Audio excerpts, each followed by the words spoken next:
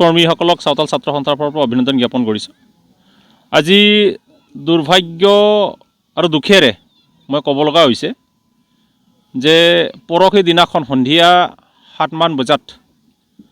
চিৰাং জিলাৰ নাগদলবাৰী অৰ্থাৎ গুৰুভাষাত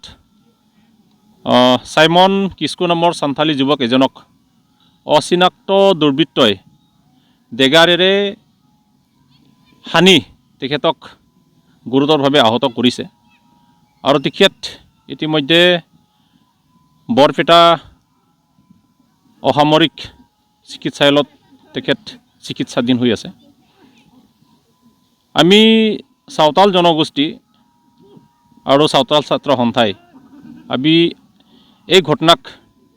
গৰিহণা আৰু ধিক্কাৰ জনাইছোঁ। তেখেতক যি নিৰ্মমভাৱে ছুৰীৰে আঘাত কৰি তেখেতক হত্যা কৰাৰ যি ষড়যন্ত্ৰ কৰিছিল, এই ষড়যন্ত্ৰত বিষম এটা কাহিনী, বিষম এটা পৰিস্থিতি লুকাই থকা বুলি আমি অনুভৱ কৰিছোঁ। আৰু সেইকাৰণে আমি দাবী জনাইছোঁ চৰকাৰক যে যিজন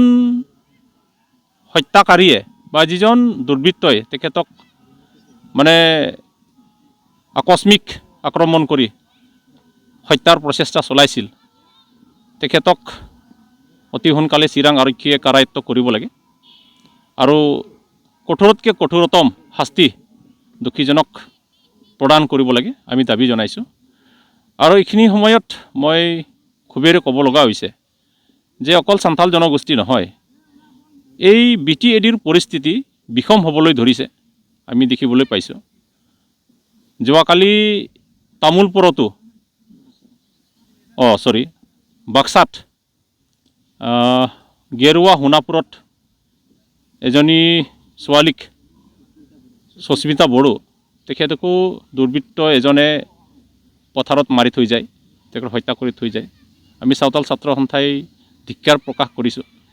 যে আজি BTCত কিয় তেনেকৈ ঘটনা হ'বলৈ পাইছে। আজি ইয়াতে খিলঞ্জীয়া জনগোষ্ঠী যি শংকাত ভুগিব লগা হৈছে, আজি ৰাস্তাত মানুহে খোজ কাঢ়িব নোৱাৰা হৈছে, শান্তিৰে কথা ক'ব নোৱাৰা হৈছে। এই বিষম পৰিস্থিতি লক্ষ্য কৰি এটা সময়ত ইয়াতকৈ যে আৰু বিষম পৰিস্থিতিৰ সৃষ্টি হ'ব আৰু সমাজৰ যি বন্ধন, এই সমাজৰ বন্ধনখিনি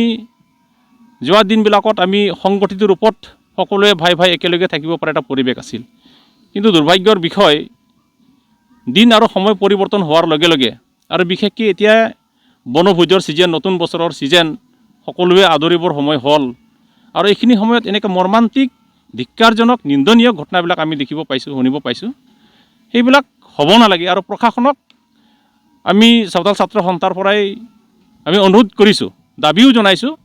যে এনেকুৱা অপৰাধীবিলাকক কাৰায়ত্ব কৰিব লাগে আৰু কাৰায়ত্ব কৰি তেখেতসকলক উচিত পৰিমাণৰ শাস্তি প্ৰদান কৰি যাতে অনাগত দিনত এই BTC এৰিয়াৰ বিশেষকৈ বড়ো আৰু চাওতাল এইখিনি এৰিয়াত এই ঘটনাবিলাক বেছিকৈ হোৱা আমি দেখিবলৈ পাইছোঁ। সেইবিলাক কণ্ট্ৰল কৰিব লাগে। তাৰ বাবে প্ৰশাসন, অসম চৰকাৰ আৰু উচ্চপদস্থ বিষয়াসকল যিসকল দায়িত্বত আছে তেখেতসকলক আমি দাবী জনাইছোঁ যাতে চাওতাল জনগোষ্ঠী আৰু বড়ো জনগোষ্ঠীয়ে শান্তিৰ কাৰণে যাতে ৰাজপথলৈ ওলাই আহিব লগা নহয়। নহ'লে আমি ভাবিবলৈ বাধ্য হ'ম যে এই দুষ্কৃতিকাৰী যিখিনি লোক আছে, যিখিনি মানুহ আছে, সেই মানুহখিনি যদি এনেকৈ এটা সমাজত বিশৃংখলতা সৃষ্টি কৰি সমাজৰ বান্ধোন, আজি ভাই ভাইসকলৰ মাজত যি অনাজৰিৰ যি বান্ধোন সেইটো ছিঙিব বিচাৰে, সেই ছিঙিব বিচৰা মানুহখিনিক আমি ৰাইজে কিন্তু বিচাৰি উলিয়াম। চৰকাৰে যদি নোৱাৰে ৰাইজে বিচাৰি উলিয়াম আৰু ৰাইজে বিচাৰি উলিয়াই উপযুক্ত উচিত শাস্তি প্ৰদান কৰিবৰ কাৰণে আমি যৎপৰোনাস্তি চেষ্টা কৰিম। তাত আমি বড়ো ভাইসকলকো আমন্ত্ৰণ জনাম, আমিও থাকিম আৰু অনাবড়ো যিসকল আৰু মানে BTC এৰিয়াৰ বিভিন্ন জাতি জনগোষ্ঠী যিসকল আছে তেখেতসকলকো আমন্ত্ৰণ জনাম। তথাপিও এই BTCৰ ভাৰসাম্য আৰু ইয়াত বিশৃংখল সৃষ্টি হোৱাটো আমি কেতিয়াও নিবিচাৰোঁ আৰু সেইখিনি আমি স্পষ্ট আকাৰে আমি চৰকাৰকো দাবী জনাইছোঁ। তেখেত এজন কলেজত পঢ়ি থকা ল'ৰা, তেখেতৰ ভিতৰত কি আছে কি নাই নাজানো। তেখেতে ফোনত কথা পাতি আছিলে আৰু কথা পাতি থকা সময়ত ৰাস্তাৰে যেতিয়া নিজৰ গাঁৱতে খোজকাঢ়ি গৈ থকাৰ সময়ত অচিনাক্ত দুৰ্বৃত্তই আহি তেখেতক মানে ডেগাৰেৰে হানি তেখেতক হত্যাৰ প্ৰচেষ্টা চলায়। আমি গম পাইছোঁ যে সেইখিনি এৰিয়াত বিশেষকৈ তেখেতসকলৰ গাঁৱৰ উত্তৰ ফালে এটা বনভোজস্থলী আছে আৰু সেই বনভোজস্থলীত তেখেতসকলে মদ ভাং জুৱা এনেকৈ বিভিন্ন ধৰণৰ আড্ডা তাত চলোৱা হৈছে আৰু তাৰ পৰা তেখেতসকলে নিচাযুক্ত দ্ৰব্য সেৱন কৰি পেলাই সেই ৰাস্তাৰে অহা যোৱা কৰে আৰু সেইটো সুযোগতে হয়তো আমি ভাবোঁ যে ইতিমধ্যে বিশেষকৈ বড়ো আৰু চাওতালৰ মাজত বিভেদকামী শক্তি সোমাই লৈ যাতে ভাতৃঘাতী সংঘৰ্ষ সৃষ্টি কৰিব পাৰে সেইবিলাক পদক্ষেপ সৃষ্টি কৰি পেলাই কোনোবাই এই কুকৃতিয়ে এইবিলাক ৰচনা কৰাৰ এটা আমি মানে চিন্তা কৰিবলৈ আমি বাধ্য হৈছোঁ কাৰণ ইতিমধ্যে আমি জানো ছ'চিয়েল মিডিয়াবিলাকত দেখিছোঁ যে জনজাতিকৰণৰ ইছ্যুটো লৈ পেলাই চাওতালে মানে বড়োৱে চাওতালক কাউণ্টাৰ কৰিছে আৰু চাওতালে বড়োক কাউণ্টাৰ কৰিছে এই ইজনে সিজনক কাউণ্টাৰ কৰোঁতে কোনোবা তৃতীয় পক্ষে কিন্তু ইয়াত চান্স লোৱা যেন আমি অনুভৱ কৰিছোঁ সেইকাৰণে আমি সকলোকে আহ্বান জনাইছোঁ যে ছ'চিয়েল মিডিয়াৰ প্ৰতি চৰকাৰেই হওক বা পল্লী প্ৰশাসনে হওক যদি এনেকুৱা ভুৱা মেছেজ এনেকুৱা তৰ্ক বিতৰ্ক যদি চলি থাকে সকলো জাজমেণ্ট হ'ব লাগে আৰু জাজমেণ্টৰ জৰিয়তে